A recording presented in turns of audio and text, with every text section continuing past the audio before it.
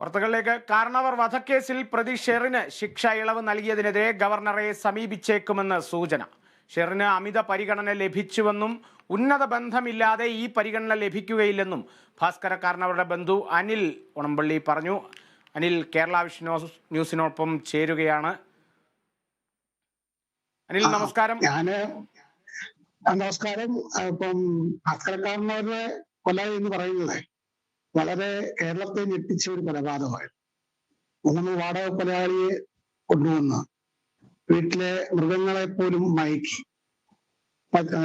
ഭക്ഷണം കഴിച്ച് കാരണവർ ഉറങ്ങിക്കിടന്ന കാരണവരെ ഏതാണ്ട് വെളുപ്പാങ്കാലത്ത് ജനം ചെറിയനാട് ഗ്രാമപ്രദേശം മൊത്തം ഞെട്ടി ഉണർന്നത് കാരണവർ മരിച്ചു.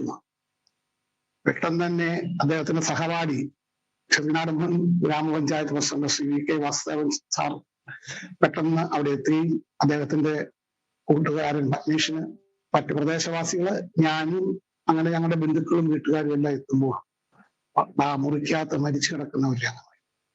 ഇത്ര ദാരുണമായ ഒരു കൊലപാതകം നടത്തിയ ഷെറിനെ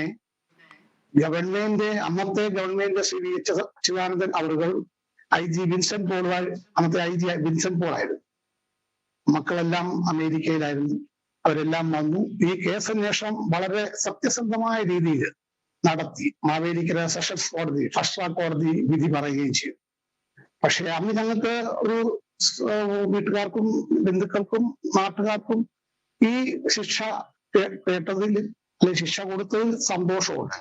അന്ന് രാഷ്ട്രീയം ഒന്നുമല്ലായിരുന്നു, അല്ല സത്യസന്ധമായി. ഇന്നും രാഷ്ട്രീയം ഭരണക്കാരെ കുറ്റപ്പെടുത്തുന്നില്ല. പക്ഷെ ഇത്ര തിടുക്കത്തിൽ 3 കൂട്ടുപ്രതികളെ ജയിലിൽ 25 കൊല്ലത്തോളം കുറ്റകൃത്യം ചെയ്ത പല ജയിൽ പുള്ളികളും അവിടെ ഉണ്ടായിട്ടും ഇത്ര വേഗം ഗവൺമെന്റിന്റെ മന്ത്രിയുടെ ഒരു ഉന്നത മന്ത്രി ഉണ്ടെന്ന് പറയുന്നു. ഇന്നലെ പറയുന്നു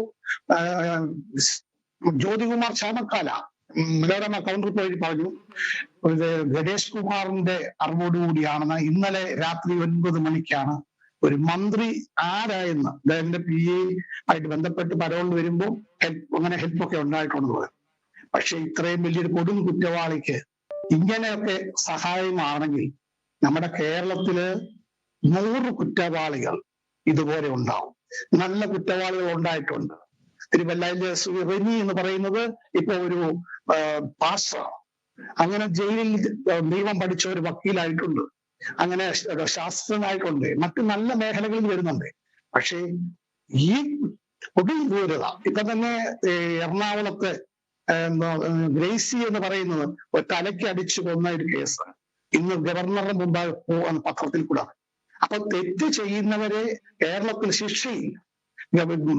വെളിരാജ്യത്ത് സൗദിയിലെ ശിക്ഷ വധശിക്ഷ എന്ന് പറഞ്ഞത് കറക്റ്റ് ആയിരിക്കും. യമനിൽ ഇപ്പൊ നിമിഷപ്രിയയുടെ സംഭവം നമ്മളെല്ലാവരും കണ്ടുകൊണ്ടിരിക്കുകയാണ്. മുൻ മുഖ്യമന്ത്രി ഉമ്മൻചാണ്ടി വരെ അതിന് ശ്രമിച്ചു. അങ്ങനെ ഇവരെ എല്ലാം കുറ്റം ചെയ്തവർക്ക് വെളിരാജ്യത്ത് അർഹമായ ശിക്ഷ കിട്ടും. അതുപോലെ കേരളത്തിലെ ശിക്ഷാ നിയമത്തിൽ ഒരു മാറ്റം വരണം. കുറ്റം ചെയ്തവർക്ക് കഠിന ശിക്ഷ വന്നാൽ കുറ്റകൃത്യം കുറയുമെന്നാണ് എൻ്റെ അഭിപ്രായം. തീർച്ചയായും അനിൽ, എന്തായാലും അത് ഭരണഘടനയെ സംബന്ധിച്ചും നിയമത്തെ സംബന്ധിച്ചുമുള്ളൊരു വിഷയമാണ്. തീർച്ചയായും അതിനനുസരിച്ചുള്ളൊരു നടപടികളൊക്കെ, നിയമ പരിഷ്കരണത്തിലുള്ള നടപടികളൊക്കെ അധികൃതർ എടുക്കട്ടെ. എന്തായാലെങ്കിലും ഒരു സംശയം കൂടി ഇതിൽ ചോദിക്കാനുണ്ട്. കാരണം ഇപ്പോൾ താങ്കൾ പറഞ്ഞു വന്നു 14 കൊല്ലം ജയിലിൽ കഴിഞ്ഞ ഇപ്പോൾ ഈ ഒരു ഷെറിൻ പെട്ടെന്ന് ശിക്ഷ ഇളവ് കിട്ടുന്നു. മന്ത്രിസഭാ യോഗത്തിൽ പെട്ടെന്നൊരു തീരുമാനം വരുന്നു. എന്തുകൊണ്ടാണ് ഈ ഷെറിന് ഇങ്ങനെയൊരു പരിഗണന ലഭിച്ചത് എന്നുള്ളതിൻ്റെ ഒരു സൂചന, അല്ലെങ്കിൽ ആരാണ് ഈ ഒരു പരിഗണനയ്ക്കായി കരുനീക്കിയിട്ടുള്ളത് എന്നുള്ള തരത്തിൽ എന്തെങ്കിലും സൂചന നിങ്ങൾക്കുണ്ടോ? നിങ്ങൾക്കാരെയെങ്കിലും അത്തരത്തിൽ സംശയമുണ്ടോ? അങ്ങനെ എന്താണ് നിങ്ങൾക്ക് പറയാനുള്ളത്? ഞങ്ങൾക്ക് അങ്ങനെ സംശയമില്ല. പക്ഷേ ഇപ്പോൾ പറയുന്നത് മന്ത്രി ഇന്നലെ തന്നെ അറിഞ്ഞില്ലേ, ഞാൻ പറഞ്ഞില്ല, വീണ്ടും പറയും, ജ്യോതികുമാർ ചാമക്കാല കൗണ്ടർ പോയിന്റ് പറഞ്ഞു. ഗണേഷ് കുമാറും അദ്ദേഹത്തിന്റെ PA ആയിട്ട് ബന്ധപ്പെട്ട അദ്ദേഹം പറഞ്ഞു. അങ്ങനെയാണ് നമ്മൾ അറിയുന്നത്. അപ്പം ഒരു മന്ത്രിയുണ്ട് അല്ലെങ്കിൽ ഉന്നത ബന്ധമുണ്ടെന്ന് പറയുന്നത് നമ്മൾക്കറിയത്തില്ലല്ലോ ആരാണ്. കേരളത്തെ സംബന്ധിച്ചാണെങ്കിൽ ഒരു ഉന്നത ഉദ്യോഗസ്ഥര് അല്ലെങ്കിൽ ഉത്തരവാദിത്തപ്പെട്ട ഉദ്യോഗസ്ഥരെ കണ്ടെത്തണം. അത് ആരാണെന്ന് ഇപ്പം അന്വേഷണത്തിൽ പുറത്തു വരും.